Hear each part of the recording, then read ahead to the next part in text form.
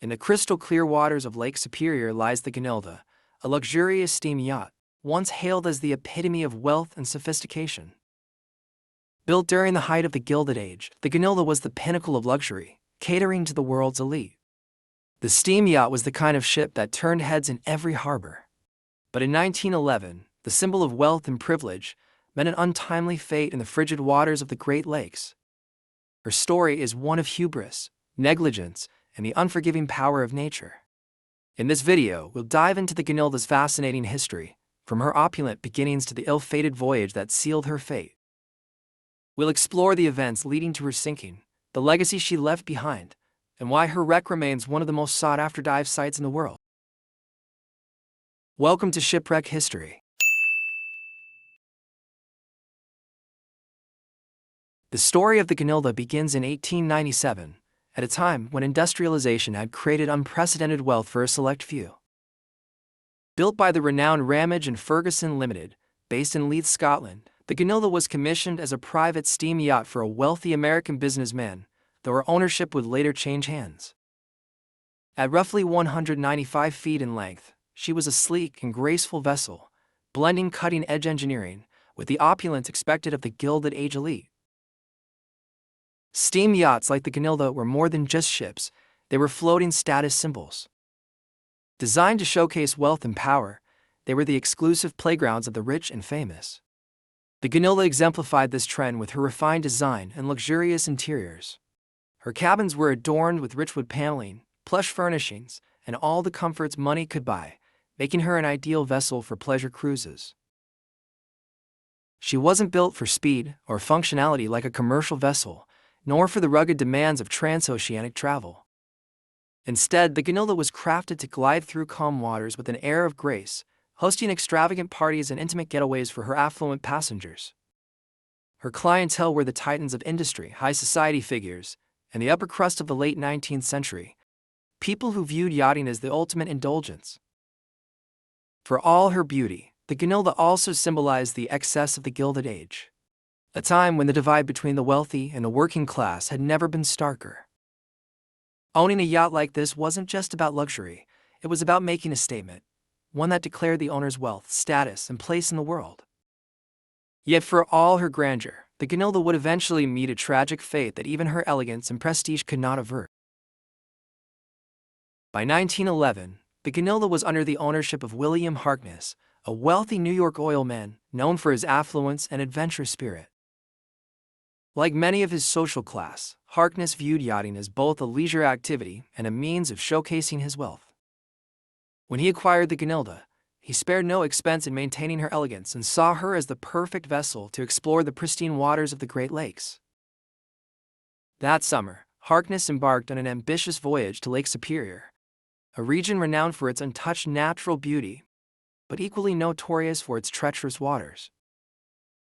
The lake's unpredictable weather, submerged shoals, and rocky coastline demanded both skill and local expertise for safe navigation.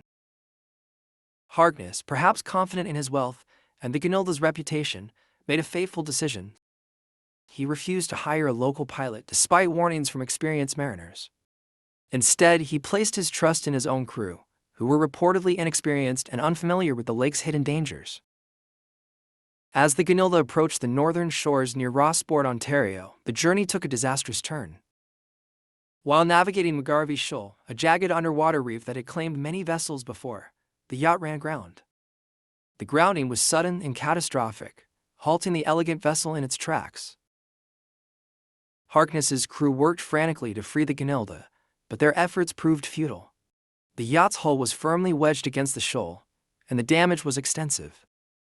Local fishermen and mariners in the area reportedly warned Harkness about the dangers of proceeding without a pilot, but their advice had gone unheeded. The yacht was now stranded in one of the most unforgiving parts of Lake Superior. After the Gunilda ran aground on McGarvey Shoal, efforts to save the opulent yacht began immediately. Harkness, determined to recover his prized vessel, enlisted the help of tugboats from nearby ports. Despite the damage to the hull, he believed the yacht could be refloated and repaired. Over several days, the crew and hired salvagers worked to free the Gunilda from the jagged reef, but their attempts were hampered by the yacht's precarious position and the lack of advanced salvage equipment. Faced with mounting challenges, Harkness made another fateful decision. He chose to abandon the Gunilda temporarily, leaving her grounded on the shoal. The plan was to return with additional resources to complete the salvage, but this decision would prove catastrophic. While Harkness and his crew departed, Lake Superior remained anything but forgiving.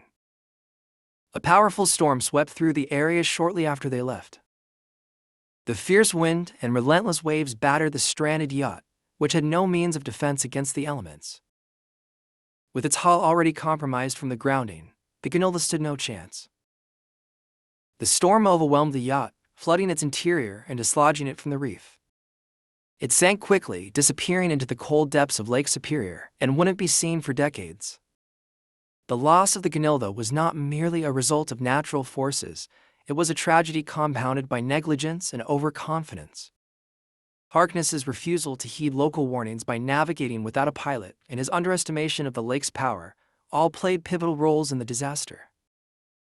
What had started as a luxurious journey ended in the complete loss of one of the most elegant yachts of its time. The Gunilda now rests nearly 300 feet below the surface and was destined to become one of Lake Superior's most iconic wrecks. The sinking of the Gunilda sent shockwaves through the yachting community. William Harkness, who had been so proud to showcase his wealth with the luxurious steam yacht, faced both financial and reputational fallout. The loss of the Gunilda was a staggering blow, an estimated $200,000 in 1911, the equivalent to millions today. For a man who had once commanded respect in elite circles, the disaster left Harkness associated more with folly than with fortune. Beyond the personal consequences, the sinking of the Gunilda sparked broader discussions about the risks and responsibilities of private yacht ownership. The disaster highlighted the dangers of treating these vessels as mere indulgences rather than serious seafaring machines. Owners began to reevaluate the need for experienced crews, better navigation practices, and stricter adherence to safety protocols. In the years that followed, the incident contributed to a growing awareness of maritime safety, particularly for private yachts. While there were no immediate sweeping reforms directly tied to the Gunilda's loss, the tragedy became part of a larger cultural shift. Shipbuilders began incorporating more robust safety features into luxury yachts, and seasoned navigators became increasingly valued by owners unwilling to repeat Harkness's costly mistakes. The Gunilda remained hidden beneath Lake Superior's depths for decades, until it was rediscovered in 1967 by Chuck Zender. Later, in 1980, the legendary oceanographer Jacques Cousteau explored and filmed the wreck. He was captivated by the wreck's condition, famously declaring it one of the finest shipwrecks he had ever encountered. Preserved by the frigid waters of Lake Superior, the Gunilda's elegant design and intact hull have made it an unparalleled treasure for divers and historians alike. The Gunilda is not for the faint of heart or for novice divers. Its extreme location requires technical diving expertise, specialized equipment, and careful planning. The wreck remains remarkably well preserved, with its luxurious features still evident even after more than a century underwater. The sleek lines of the hull, the ornate fixtures, and even remnants of the once opulent interiors can still be seen, offering a haunting glimpse into the past. Today, the Gunilda is celebrated as a premier destination for advanced divers, drawing enthusiasts from around the world. The story of the Gunilda is one of ambition, luxury, and the harsh lessons of overconfidence. Her opulent beginnings and tragic end highlight both the beauty and the dangers of the Great Lakes, where even the wealthiest and most advanced vessels are no match for nature's fury. If you enjoyed this video, don't forget to like and share, and subscribe to our channel for all things shipwrecks. Let us know in the comments what ships you want us to cover next. Until next time, keep exploring.